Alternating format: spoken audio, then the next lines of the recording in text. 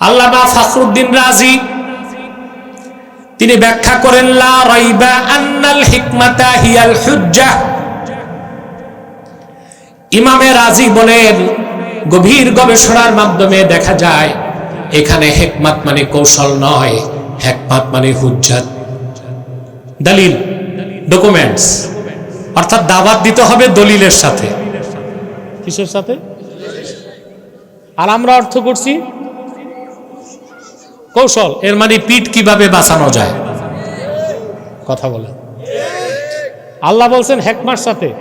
হিকমা অর্থ কি? দলিল নাকি চুপ থেকে পিঠ বাঁচানো? আমরা বাংলাদেশে কোনটা করছি? কৌশল। এখন সুদের বিরুদ্ধে কথা বললে ইমাম সাহেবের চাকরি যায়, চুপ থাকার নাম দিছি কৌশল। ঘুষের বিরুদ্ধে কথা বললে ইমাম সাহেবের চাকরি যায়, এখন চুপ থাকার নাম দিছি কৌশল। ওয়াজের স্টেজে সভাপতি একটা বল্টি চৌধুরী এসে ইসলামের বিরুদ্ধে কথা বলছে, চুপ থাকার নাম দিছি কৌশল। না, ধৈর্যের সাথে দলিল উপস্থাপন করে বাতিলকে খণ্ডন করার নাম হচ্ছে হিকমা। আল্লাহ তো এই হিকমা শিক্ষা দিয়েছে। সুবহান ওয়াল মাউইজাতিল হাসানা। আপনি মানুষকে, আল্লাহ তার হাবিবকে বলেন, আপনি মানুষকে দাওয়াত দিন আপনার রবের পথে হিকমার সাথে এবং উত্তম নসিহতের মাধ্যমে। এখন উত্তম নসিহত, ওটার জন্য আপনি কসাস বলতে পারেন, কসাসুম মিনাল কোরআন, কসাসুম মিনাস সুন্নাহ। কোরআন হাদিস থেকে আপনি ইবরত হাসিল করানোর জন্য কিছু ঘটনা তুলে ধরতে পারে, কিন্তু সেটা লাইলি মজনুর কেচ্ছা হবে না। সেটা লাইলি মজনু। আমাদের দেশে কেচ্ছাগুলোতে এইরকমই হয় না? কোরআন হাদিস তাফসির কোথাও নাই, ঘন্টা পার হয়ে যায় বক্তা ওয়াজ করতেছে, লাইলি মজনুর কেচ্ছা। আপনি কসাস বলবেন কোরআন থেকে, সুন্নাহ থেকে, ঠিক না? 3 নাম্বার হচ্ছে আল্লাহ তার হাবিব সাল্লাল্লাহু আলাইহি ওয়াসাল্লামকে দাওয়াতের কাজে দ্বিতীয় যে হুকুম করেছেন তা হচ্ছে ওয়াজাদিলহুম বিল্লাতি হিয়া আহসান। প্রয়োজনে আপনি বিতর্ক করুন উত্তম পদ্ধতিতে। তাহলে ইসলামে জিদাল বা বিতর্ক আছে কি না? জোরে বলতে হবে। এখন আমাদের দেশে বক্তা স্টেজে উঠলে তাকে স্লিপ দেওয়া হয়, বিতর্কিত কিছু বলবেন না, সেন্সর করা হয়। কি করা হয়? সেন্সর করা হয়। আমাকে যেখানে এরকম রিকোয়েস্ট করে ওখানে আমি একটু বেশি বলি, কারণ আমার রগ একটা চটা। বিতর্কটা 2 প্রকার। ইমাম রাজি তাফসির কবিরে লেখেন, ওয়াল জিদালু নাওআন, জিদালুন ফি তাকরিরিল বাতিল ওয়া জিদালুন ফি তাকরিরিল হক। বিতর্ক 2 প্রকার। এক প্রকার বিতর্ক হচ্ছে সত্যের পক্ষে, এটা করা ফরজ। ওয়া জিদালুন ফি তাকরিরিল বাতিল, আরেক প্রকার বিতর্ক হচ্ছে মিথ্যার পক্ষে, এটা করা কুফর। এটা কি? তো জিদাল কয় প্রকার? জিদালুন ফি তাকরিরিল হক ওয়া জিদালুন ফি তাকরিরিল বাতিল। একটা হচ্ছে সত্যের পক্ষে বিতর্ক করা, এটা কি? দাইল আল্লাহর জন্য ফরজ। আরেকটা হচ্ছে জিদালুন ফি তাকরিরিল বাতিল, মিথ্যার পক্ষে বিতর্ক, এটা করা হারাম। কত ক্ষেত্রে? কুফর। কত ক্ষেত্রে? যেমন আল্লাহ রাব্বুল আলামিন বলেন, মা ইউজাদিলু ফি আয়াতিল্লাহি ইল্লাল্লাযীনা কাফারু। যারা আল্লাহর কোরআনের আয়াত নিয়ে বিতর্ক করে তারা কাফের ছাড়া কিছুই না। ফতুয়াকার।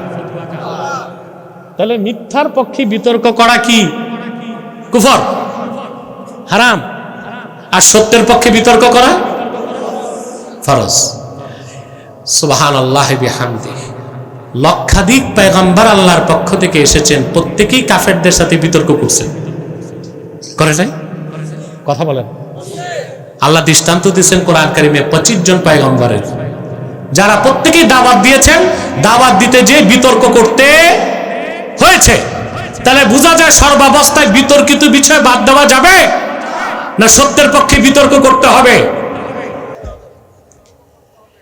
ইব্রাহিম আলাইহিস সালামকে আল্লাহ পাঠালেন নমরুদের কাছে। প্রথমে তিনি নমরুদকে দাওয়াত দেন নাই, প্রথমে তিনি বিপ্লব করেছেন। কি করছেন? আজকে বাংলাদেশের টক অফ দ্য কান্ট্রি হচ্ছে বিপ্লব আর বিপ্লব।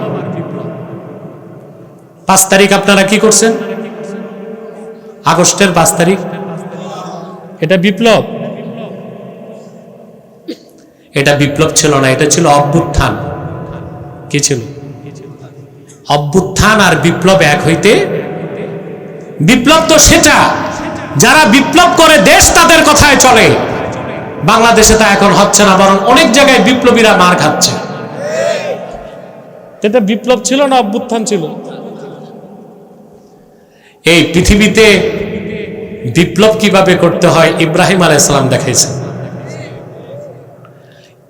ইরাকের বাবেলে তার জন্ম। বড় হয়ে দেখেন সব মূর্তি পূজায় লিপ্ত। গোষ্ঠীর কেউ মূর্তি পূজা করছে, কেউ চন্দ্র পূজা, কেউ নক্ষত্র পূজা, কেউ সূর্য পূজা। সব ন্যাচারালিস্ট, সব ম্যাটারালিস্ট, প্রকৃতিবাদী, বস্তুবাদী, জড়বাদী। তিনি গোষ্ঠীর সবাইকে ডাক দিয়ে বললেন, তোমরা এই আনসাইন্টিফিক, আনলজিকটিক, অযৌক্তিক, অবৈজ্ঞানিক, উদ্ভট কাজ কেন করছো? এটা উদ্ভট কাজ না ভাই? মানে নিজ হাতে যারে বানাইলো এরে খোদা মানলো, এর চেয়ে উদ্ভট কাজ আছে? এর চেয়ে অযৌক্তিক কাজ আছে? এখন যারা পৃথিবীতে তথাকথিত প্রগতিশীল, তারপরে আধুনিক মনস্ক, বিজ্ঞান মনস্ক, তারাও কি এই মূর্তি পূজার কুসংস্কার ছাড়তে পারছে? বাংলাদেশে কি মূর্তি পূজা নাই? কেউ করতেছে মূর্তি পূজা, কেউ করতেছে ভাস্কর্য পূজা। সংস্কৃতির নামে সেরেক হচ্ছে। এই যে 21শে ফেব্রুয়ারি সকালবেলা নগ্ন পদে তাজা ফুল নিয়ে আপনারা শহীদ মিনারে যান। ভাষা আন্দোলনে যারা শহীদ হয়েছে কেউ কেউ ওখানে আছে নাকি? তো কেন যান? ওখানে যে ফুল দিয়া নীরবতা পালন করে। এটাও কি মহিমিলা শিরক? শিরকের প্রতি ধারণা সৃষ্টি করে না? এটা আইনে শিরক না, কিন্তু মহিমিলার শিরক, শিরকের ধারণা সৃষ্টি করে। শিরকি কাজ কিনা? তো এটাকে আপনারা এই শিরকটাকে গ্রহণ করছেন বাংলাদেশের সংস্কৃতির দোহাই দিয়ে। বিদেশ থেকে মেহমান আসলে বাংলাদেশের দায়িত্বশীল ব্যক্তিবর্গ সাভারে ছুটে যায় স্মৃতিসৌধে, ওখানে যে ফুল দিয়া নীরবতা পালন করে। এটাও তো এক প্রকার শিরক। কথা বলে রাজনীতির নামে শিরক হচ্ছে। প্রত্যেক পার্লামেন্ট মেম্বার শপথ বাক্য পাঠ করার সাথে সাথেই আমার মনে হয় না ইসলামের গণ্ডির মধ্যে থাকতে পারে। শপথ বাক্যটাই হচ্ছে এইরকম, ইমান থেকে সরায় দেয়। শপথ বাক্যে পাঠ করতে হয়, আমি শপথ করছি বাংলাদেশের প্রতি অকৃত্রিম আস্থা ও বিশ্বাস রাখিব। তো ইমান কি বাংলাদেশের উপর আনবেন না কোরআন হাদিসের উপর? আপনারা কিন্তু আনতেছেন, নেতারা বুঝেন না? শপথ বাক্য পাঠ করে ইমান আনে কিসের উপর? বাংলাদেশের উপর। নাউজুবিল্লাহ। বলা হচ্ছে reconstruction of constitution, reconstruction of Bangladesh, নতুন বাংলাদেশ গড়বে, নতুন সংবিধান গড়বে। আরে ভাই, আগে আবর্জনা সাফ করো, তারপর নতুন বাংলাদেশ বানাও। সংবিধান থেকে শিরক মুক্ত সংবিধান লাগবে। আইন ও কানুন হতে হবে শিরক মুক্ত। কথা বলেন। পেশাবের পোটলা পকেটে রেখে যতবার তুমি গোসল করো পবিত্র হবে না, তোমার নামাজ হবে না। সংবিধান থেকে, আইন থেকে, শিক্ষা থেকে, সংস্কৃতি থেকে, পার্লামেন্ট থেকে শিরক এবং কুফরকে মুক্ত করলেই একটি সুন্দর বাংলাদেশ আমরা গঠন করতে পারবো।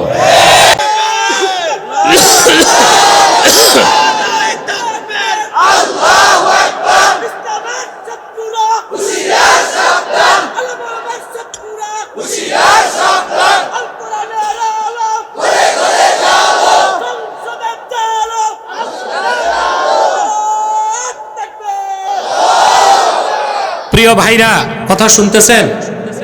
তা বাংলাদেশে এটা অভ্যুত্থান হয়েছে, হাজরত ইব্রাহিম করছেন বিপ্লব। সুবহান। কে করছেন বিপ্লব? তিনি সবাইকে ডাক দিয়ে বললেন, এটা অযৌক্তিক কাজ, তোমরা হাতে বানাইছো, তোমরা আবার ইলাহ মানো, এটা কেমন কথা? তিনি অনেক বুঝাইছেন, বুঝতে চায় না। তিনি বলছেন, ঠিক আছে, বুঝবে না। এবার তিনি বিপ্লবের ডাক দিলেন। কোরআন কারীম সূরা আম্বিয়া সাক্ষী। তিনি বললেন, ওয়াতাল্লাহি লাআকিদান্না আসনামাকুম বা'দা আন তুওয়াল্লু মুদবিরিন। আল্লাহর কসম, আমার কথা তো শুনলা না, আমি তোমাদের মূর্তিগুলোর ব্যাপারে চূড়ান্ত সিদ্ধান্ত নিব। অর্থাৎ তিনি প্রথমে দাওয়াত দিয়েছেন শিথিল পন্থায়। ভালো করে দাওয়াতটা বুঝেন। প্রথম দাওয়াত দিয়েছেন কি? শিথিল পন্থায়।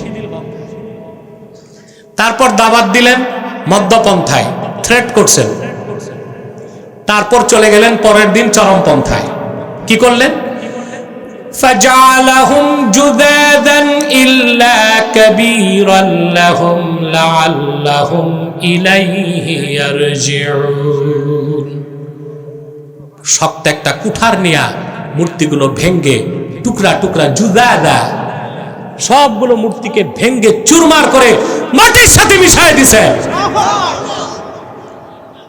তাহলে দেখা যাচ্ছে আমরা দাওয়াতের কাজে তিনটা পন্থাকেই মানি। কি খুলে দিবে? পর্দা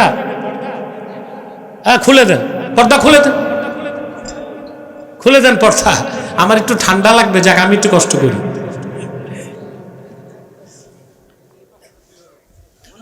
কথা শুনতেছেন ভাই? তাহলে ইসলামের দাওয়াতের ক্ষেত্রে তিনটা পন্থা আছে কিনা? শিথিল চরমপন্থা, মধ্যপন্থা, শিথিল পন্থা। কত কথা বলবো, আমাদের দেশের দায়ী এবং বক্তারা মানুষকে ভুল মেসেজ দিচ্ছে, বলে ইসলামে চরমপন্থা নাই। এটা ভুল বক্তব্য। ইসলামে উগ্রপন্থার সন্ত্রাস নাই, তবে চরমপন্থা আছে। আল্লাহ বলেছেন, ওয়াকাতিলুহুম হাত্তা লা তাকুনা ফিতনাহ ওয়া ইয়াকুনা আদ-দীনু কুল্লুহু লিল্লাহ। এই যে কিতাল, এটা কি চরমপন্থা নয়? কথা বলেন। আরে ভাই, শুধু ইসলামের স্বার্থেই চরমপন্থা না জায়েজ নাকি? সব জায়গায় চরমপন্থা আছে। কানের ডাক্তারের কাছে যাবেন, সে ট্রিটমেন্ট করবে শিথিল পন্থায়, কান নরম জিনিস। আর দাঁতের ডাক্তার চরম পন্থায়। দাঁতের ডাক্তারের ইনজেকশনটা দেখলে কিন্তু কলিজার পানি যায়। তারপর বিশাল সারাশির মতো যে একটা ঢুকায়, দাঁত টেনে টুনে বের করে, এটা কি শিথিল পন্থা না চরম পন্থা? এখন মনে করেন কানের ডাক্তারের পন্থা যদি দাঁতের ডাক্তার নেয়, একটা দাঁতও বের করতে পারবে? কথা বলেন। পৃথিবীর সব কাজেই তো চরম পন্থা আছে। এই যে আপনারা যে 5ই আগস্ট ফেসিবাদকে বিতাড়িত করছেন বাংলাদেশ থেকে, বাংলাদেশ গজব মুক্ত হয়েছে 5 তারিখে, এত সন্দেহ নাই। বিপ্লব হোক আর অভ্যুত্থান হোক, বাংলাদেশ গজব মুক্ত হয়েছে। কিন্তু এটা কি হয়েছে শিথিল পন্থায় না চরম পন্থায়? গণতান্ত্রিক পদ্ধতিতে হয়েছে। গণতন্ত্র করে তো 15 বছর শুধু খাইছেন। কথা বলেন। গণতন্ত্রে মুক্তি আসে নাই। কিন্তু জাতি যখন ছাত্র জনতা চরম পন্থা হাতে নিল, ফেসিবাদের নায়িকা 45 মিনিটে দেশ ছেড়ে পালিয়েছে। এটা চরমপন্থা ছিল। এটা কি ছিল? তাহলে বোঝা যাচ্ছে গণতান্ত্রিক ভাবে সবকিছু হয় না। চরমপন্থা তো ছিল। একদিকে পুলিশ গুলি মারছে, আরেকদিকে ছাত্র জনতা স্যান্ডেল জুতা পাথর চাপাইছে, দুই দিকেই তো লড়াই হয়েছে। এটা কি মধ্যপন্থা ছিল না চরমপন্থা? তাহলে গণতন্ত্র প্রতিষ্ঠায় চরমপন্থা জায়েজ, আর ইসলামের স্বার্থ রক্ষায় চরমপন্থা সন্ত্রাস। এইসব ভাওতাবাজি বাংলাদেশে আর চলবে না। হযরত ইব্রাহিম কি পন্থা নিলেন? প্রথম শিথিল, তারপর মধ্য, তারপর কুঠার একটা নিয়ে মূর্তিগুলো কি করলেন? এই জন্য আমি স্পষ্ট বক্তব্যে বলেছিলাম, কে আমার বিরুদ্ধে যাবে আমি দেখি না। আমি বলেছি, যারা বাংলাদেশে মূর্তি বানাবে তারাই মূর্তি পাহারা দিবে, আলেম ওলামা মূর্তি পাহারার কাজ দিতে পারে না। এটা হযরত ইব্রাহিমকে যারা জাতির পিতা মানে তাদের আদর্শ হতে পারে না। যারা মূর্তি বানাবে তারাই পাহারা দিবে। হ্যাঁ, রাষ্ট্র তাদেরকে পৃষ্ঠপোষকতা করবে, কিন্তু দাঁড়িয়ে টুপি নিয়ে মূর্তি পাহারা দেওয়া এটা মুসলমানের কাজ না। এই ভুলগুলো করার কারণেই হিন্দুদের আশকারা বেড়ে গেছিল, আমাদের উপর আবার নির্যাতন করার চেষ্টা করেছিল। তাহলে হযরত ইব্রাহিম আলাইহিস সালাম কোন পন্থা নিলেন? সকালবেলা সব এসে অবাক যে খোদাগুলোর এই অবস্থা করলো কি। এখন যে বিপ্লব করে সে গোপন থাকতে পারে না। সে আরে ভাই দেখেন কত কথা আছে, সময় নাই। মুতাসাউফিফ যে তাসাউফের মাধ্যমে দ্বীনের দাওয়াত দেয় তার মধ্যে, আর যে মুফতি তার মধ্যে, আর যে দাঈ তার মধ্যে পার্থক্য কি? পার্থক্য হচ্ছে যিনি মুতাসাউফিফ তিনি কাফেরকে কাফের জানেন কিন্তু বলেন না। মুফতির কাজ হচ্ছে কাফেরকে কাফের ঘোষণা দেওয়া, দাঈর কাজ হচ্ছে সেই ঘোষণা ছড়ায় দেওয়া। প্রত্যেকের কাজের তার্জ কি ভিন্ন ভিন্ন, মানহাজ ভিন্ন ভিন্ন, কিন্তু সবাই মৌলিক ক্ষেত্রে এক। মৌলিক ক্ষেত্রে এজন্য সুফিদেরকে নিয়ে গুতাগুতি করতে নেয়, ওদেরকে ওদের মতো তারা নীরব বিপ্লব করে। কি করে? দাঈল আল্লাহ প্রচার পায়, মুফতি গবেষণায় থাকে, আর বিপ্লবী সর্বাবস্থায় থাকে স্রোতের প্রতিকূলে সত্যের ঝান্ডা হাতে দাঁড়িয়ে যাবার নাম বিপ্লব। হযরত ইব্রাহিমের নাম চতুর্দিক ছড়ায় গেল। قالوا سمعنا فتى يذكرهم يقال له إبراهيم। লোকেরা বলল আমরা এক যুবকের নাম শুনেছি মূর্তিগুলোর বিরোধিতা করে, লোকে তার ইব্রাহিম বলে ডাকে, এটা তার কাজ। ঘটনা অনেক লম্বা, সংক্ষেপ করে দিচ্ছি। আগুনের কুণ্ডলী জানানো হলো, নমরুদের মন্ত্রী পরিষদ সিদ্ধান্ত নিল হযরত ইব্রাহিমকে শাস্তি দিবে। কি শাস্তি দিবে? নমরুদের মন্ত্রী পরিষদ সিদ্ধান্ত নিল হাররিকু, তাকে আগুনে জ্বালাও। আপনারা জানেন নমরুদের আগুনের কুণ্ডলীতে হযরত ইব্রাহিম 3 দিন বা 7 দিন বা 40 দিন ছিলেন। মুসনাদ কওল হচ্ছে 3 দিন, যা তাবারিখে তাবারিতে ইবনে জারির তাবারি উল্লেখ করেছেন। একটা পশম তার জ্বলে নাই। নমরুদ বুঝছে ইব্রাহিমের যে পাওয়ার। এবার সে বলল একটু ইব্রাহিমের সাথে আমি সংলাপে বসবো, ডাকো। এবার হযরত ইব্রাহিম সুযোগ পেলেন দাওয়াত দেওয়ার। সুযোগ পাইলেন? তা বোঝা যাচ্ছে কখনো চরমপন্থার মাধ্যমে দাওয়াতের কাজ শুরু করতে হয়, কখনো শিথিল পন্থার মাধ্যমে দাওয়াতের কাজ শুরু করতে হয়, কখনো মধ্যপন্থার মাধ্যমে দাওয়াতের কাজ শুরু করতে। এটা আপনাকে ক্ষেত্র বুঝতে হবে, সিচুয়েশনকে বুঝতে হবে। এটা দাঈল আল্লাহর ফেরাসাত সবচেয়ে বেশি লাগবে, কখন কোথায় কি বক্তব্য উপস্থাপন করবে এবং কোথায় কখন কি দলিল দিবে। কথা বলেন। মনে করেন আপনাকে দাওয়াত দিল ঢাকা বিশ্ববিদ্যালয়ে, ছাত্রছাত্রী যা দিন সম্পর্কে কোনো জ্ঞান নাই। এখন ওখানে যে আপনি 1 ঘন্টা লেকচার দিচ্ছেন পর্দার উপর, দেখবেন সামনে মাইকম্যান ছাড়া কেউ নাই। আপনি যে পর্দার দাওয়াত দিচ্ছেন ওরা তো ইসলামকে পুরা মানে না। কথা বলেন। তো ওখানে দাঈল আল্লাহকে সাবজেক্ট সিলেক্ট করতে হবে কি? আগে তাদের ঈমানের পথে আনতে হবে, তাদেরকে আল্লাহর কোরআন, আল্লাহর সর্বশ্রেষ্ঠ কুদরত, তার হাবিব মুহাম্মদ সাল্লাল্লাহু আলাইহি সাল্লামের সর্বশ্রেষ্ঠ মুজিজা যে কোরআন, এই কোরআনের আজমত, কোরআনের এজাজকে তুলে ধরতে হবে। তখন তারা ঈমানের পথে আসবে। তারপর তাদেরকে ধাপে ধাপে আপনি শিখাবেন নামাজ, রোজা, হজ, যাকাত, পর্দা। কিন্তু বেঈমানদের কাছে যে ওরা মুতাশাক্কিকুন, ওরা কি সংশয়বাদী, ওদের মধ্যে ঈমান আমলের কিচ্ছু নাই। আপনি যে পর্দার ওয়াজ করতেছেন চোখ বন্ধ করে, দেখবেন ছেলে মেয়ে একটাও নাই, মাইকম্যান বসে আছে, বলবে হুজুর কখন ছাড়বেন। আপনি গেছেন দিনাজপুর, কোথায় খেত খামারের লোক সব, বুঝলেন? ওখানে যে আপনি কোরআন হাদিস থেকে আলোচনা করতেছেন বিজ্ঞান ভিত্তিক, মহাকাশের কথা বলতেছেন, তা আপনি দেখবেন লোকজন মাথায় হাত দিয়ে বলবো ওনার কি মাথার সমস্যা আছে কিনা। ওখানে আপনাকে ওয়াজ করতে হবে আলামে বারজাখ, কবরের বয়ান করবেন,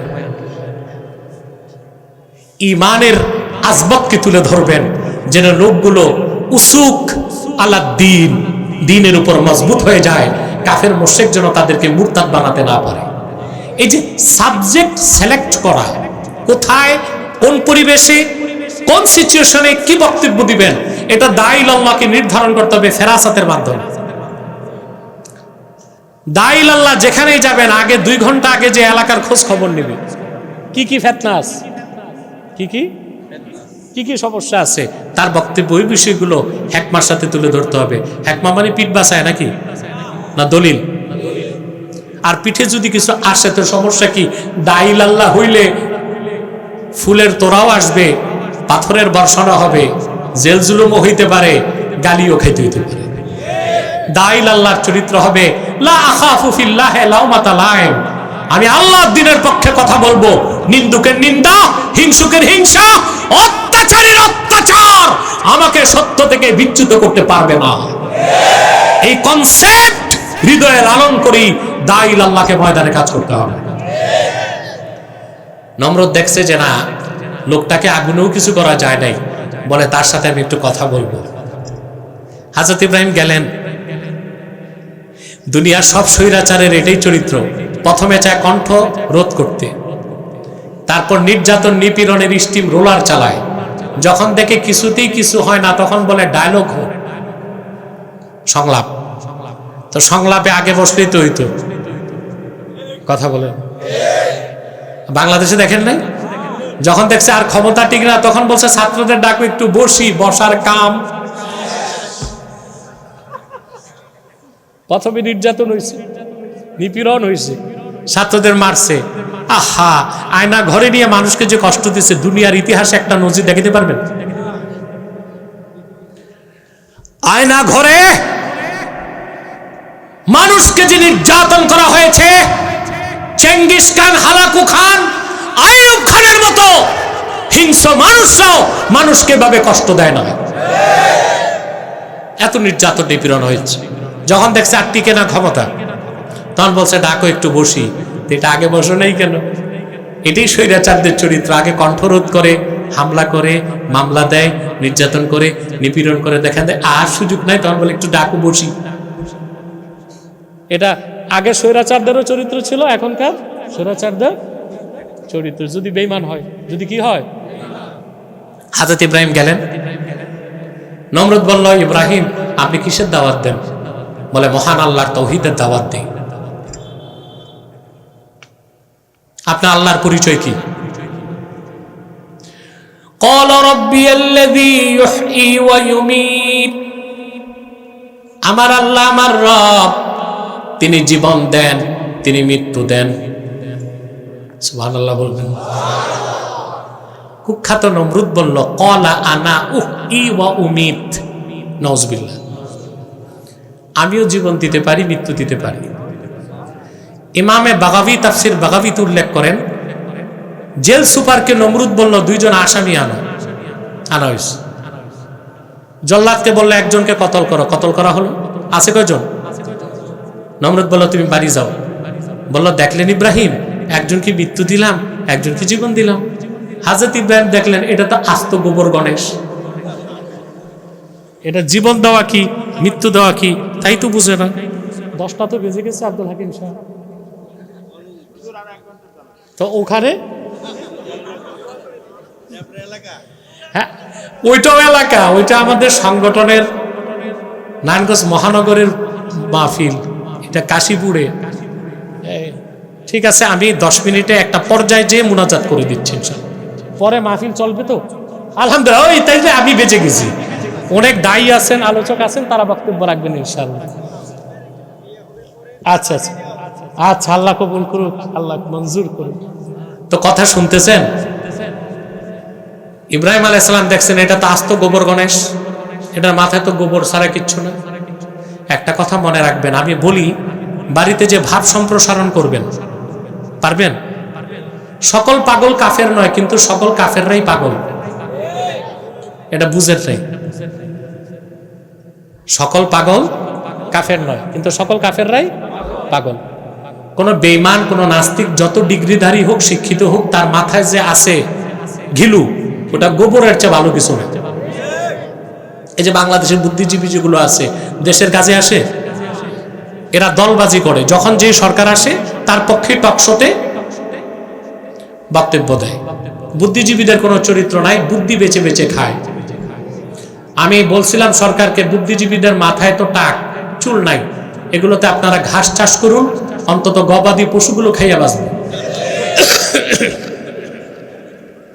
এখন বুদ্ধিজীবীদের ভাত নাই, এখন পুরান পাগলের ভাত নাই, নতুন পাগল আসছে। এদের নাম হচ্ছে রাষ্ট্রচিন্তক। নাম কি এক একজনের? সালিমুল্লাহ, কালিমুল্লাহ, লানাতুল্লাহ। এরা রাষ্ট্রচিন্তক। এরা বর্তমান সরকারকে উস্কানি দিচ্ছে মৌলবাদের উত্থান যেন না ঘটে। দেশকে ধর্মনিরপেক্ষ রাখতে হবে, দেশকে অসাম্প্রদায়িক রাখতে হবে। আলেমরাই তো বলে দেশকে অসাম্প্রদায়িক রাখতে হবে, কিন্তু কোন মুসলমান ধর্মনিরপেক্ষতায় বিশ্বাস করতে পারে না। ধর্মনিরপেক্ষতা এক জিনিস আর ধর্মীয় স্বাধীনতা আরেক জিনিস, ঠিক না? সম্মানিত শুধু হযরত ইব্রাহিম দেখলেন এটা তো গোবর গণেশ, এটা তো কোনো জ্ঞান বুদ্ধি নাই, জীবন দেওয়া কি মৃত্যু দেওয়া কি তাই তো বুঝে না। তিনি বললেন ইন্নাল্লাহা ইয়াতি বিশ-শামসি মিনাল মাশরিকি ফাতি বিহা মিনাল মাগরিব ফাবুহিতাল্লাযী কাফার। রে নমরুদ শুনে রাখ, আমার আল্লাহ প্রতিদিন পূর্ব দিগন্ত দিকে সূর্য উঠান, পশ্চিম দিকে ডুবান। আমার আল্লাহর পশ্চিম দিকে ডুবানো সূর্যটা তুই পশ্চিম দিক থেকে তুলে আনতো দেখি। আল্লাহ বলেন ফাবুহিতাল্লাযী কাফার, যে কুফর করলো সে হতভম্ব হয়ে গেছে। হযরত ইব্রাহিম বিতর্ক করছেন কিনা? হযরত ইব্রাহিম বিতর্ক করেছেন জিদালুন ফি তাকরিরিল হক, হকের পক্ষে। আর নমরুদ বিতর্ক করেছে জিদালুন ফি তাকরিরিল বাতিল, শয়তানের পক্ষে। শয়তান আর নমরুদ পরাজিত হয়েছে, হযরত ইব্রাহিম বিতর্কে বিজয়ী হয়েছে। তো বিতর্ক আছে না নাই? কয় প্রকার বিতর্ক? সত্যের পক্ষে বিতর্ক কি ফরজ, মিথ্যার পক্ষে বিতর্ক কুফর। মুসা আলাইহিস সালাম আল্লাহ তাকে পাঠাইছেন ফেরাউনের কাছে। ফেরাউন ছিল 9.5 লক্ষ বর্গ মাইল স্টেটের রাজা, সম্রাট। নিয়মিত সৈন্য ছিল তার ঘোড়সওয়ার 80,000। বুঝলেন? মুসা নবী গেছেন তার ভাই হারুনকে নিয়ে। আল্লাহর দাওয়াত, তাওহীদের দাওয়াত দেওয়ার পরে কুখ্যাত ফেরাউন বলল ফামার রাব্বুকুমা ইয়া মুসা, তোমাদের দুজনের রব আবার কে? মুসা আলাইহিস সালাম ভয় পাইছেন উত্তর দিতে। কথা বলেন। তিনি দলিল দিলেন আল্লাহর রুবুবিয়তের পক্ষে। বলেন ফেরাউন তুমি মিথ্যাবাদী, আমার আল্লাহ তো তিনি রব্বুকুম ওয়া রব্বু আবাইকুমুল আউয়ালিন। ফেরাউন তোমার আমার সবার যিনি রব তিনি একমাত্র আল্লাহ তাআলা। বলল রবের পরিচয় দাও। বিতর্ক হয়েছিল, কথা বলেন। হযরত ইব্রাহিম দলিল দিলেন ক্বালা রাব্বুনাল্লাযী আ'তা কুল্লা শাইইন খালকাহু সুম্মা হাদা। আমাদের রব হচ্ছেন তিনি, যিনি আল্লাহ রাব্বুল আলামিন প্রতিটা সৃষ্টিকে যিনি ভিন্ন ভিন্ন আকৃতি দেন এবং বেঁচে থাকার জন্য জীবিকা কিভাবে নির্বাহ করবে পথ দেখায় দেন। প্রতিটা সৃষ্টির ভিন্ন ভিন্ন আকার কে দেন? বেঁচে থাকার পথ কে দেখায় দেন? মুরগি থেকে একটা ডিম, ডিম থেকে বাচ্চা, ডিম ফুটার পর বাচ্চাটা দৌড়ায়। আর মানুষের বাচ্চা দৌড়াতে কত বছর লাগে? কথা কিসের 2 বছর? হামাগুড়ি দেয়, দৌড়াতে তো 3-3.5 বছর লাগে। আর মুরগির বাচ্চা বের হয়ে, কারণ মানুষকে আল্লাহ জ্ঞান বুদ্ধি দিছে, বাচ্চা কেমনে পালবে। মুরগির তো জ্ঞান বুদ্ধি নাই, ওর বাচ্চা তো মরে যাবে। আল্লাহ ডিমের ভিতরেই ওরে শিক্ষা দিয়ে দিচ্ছেন বের হয়ে কেমনে দৌড়াবে। চিল আসে ছো মারতে, সে দৌড়ায় তার মায়ের পাখার নিচে জায়গা নাই, কি শিখাই দিছে? হাঁসের ডিম থেকে বাচ্চা বের হয়ে প্রথম দিনই সাঁতার কাটে। মানুষের বাচ্চা 6 বছরের আগে সাঁতার কাটতে পারে না, কে শিখাই দিছেন? দেখেন বাংলাদেশে এখন শীত, কথা বলেন। আপনারা ঘুমাচ্ছেন? কে কে ঘুমান? একটু হাত উঠান তো দেখি দেখি দেখি দেখি। না, সব জ্ঞান বুদ্ধি আছে। তাহলে বোঝা যায় ওই যে হুজুগে বাঙালি কথাটা আর চলবে না। তবে কিছু ক্ষেত্রে না বুঝে বাঙালি, আমরা এখানে সব বুঝবান আলহামদুলিল্লাহ। বাংলাদেশে এখন প্রচন্ড শীত, কিন্তু সাইবেরিয়াতে, রাশিয়ার সাইবেরিয়া এবং আমেরিকান আলাস্কাতে এখন শীত হচ্ছে -71 ডিগ্রি সেলসিয়াস। কত ঠান্ডা আপনি অনুমান করতে পারছেন? জি না। 4 ডিগ্রি সেলসিয়াসে পানি বরফ হতে শুরু করে, তারপর 3 ডিগ্রি, তারপর 2 ডিগ্রি, তারপর 1 ডিগ্রি, তারপর -1, তারপর -2, তারপর -3, এইরকম -71 ডিগ্রি।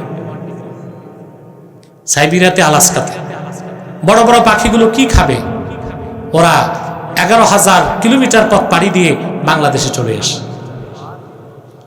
এসে আবার দিনাজপুর, রংপুর যায় না, সুনামগঞ্জ, কিশোরগঞ্জ, হাওড়া এলাকায় যায় মিঠা পানির মাছ খাইতে। ওদেরকে কি বাংলাদেশ আবহাওয়া অফিস টেলিফোন করে যেখানে শীত কম আসো? ওদের কাছে রাডার আছে, জিপিআরএস আছে। কে শিখাইছেন? রব্বুনাল্লাযী আ'তা কুল্লা শাইইন খালকাহু সুম্মা হাদা। সুবহানাল্লাহ।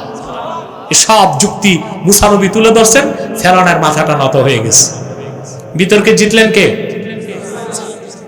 মুসা নবী বিতর্ক করছেন জিদালুন ফি তাকরিরিল হক, তিনি জিতে গেছেন। ফেরাউন বিতর্ক করছে জিদালুন ফি তাকরিরিল বাতিল, শয়তানের পক্ষে সে হেরে গেছে।